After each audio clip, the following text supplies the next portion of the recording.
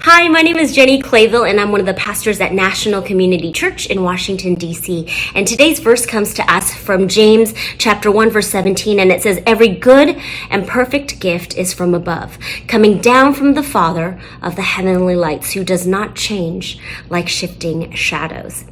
The truth of this passage is overwhelming. Every good and perfect gift comes from Him. But how often have we filtered what's good and perfect through our own human lens? My father passed away from pancreatic cancer, and I would say his suffering and death would be anything but good and perfect.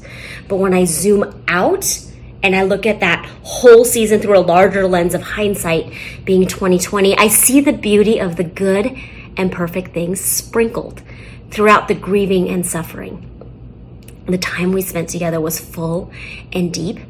He told us stories about his childhood and gave us advice to remember for when we grew older. And best of all, we got to watch my dad pray to invite Jesus into his life, quite literally on his deathbed. All of that is good and perfect. In the constant change of our lives, our God is consistent.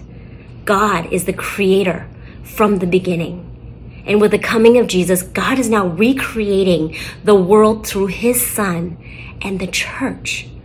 This is why we as Christ followers must take our prompts from the gospel. And I think my time here with you would be remiss if I didn't encourage you to read on past this verse, because the next section of this passage calls us to live a life of discernment through faithfulness to the gospel. If every good and perfect gift is from above, the real question is, what are you and I going to do with it?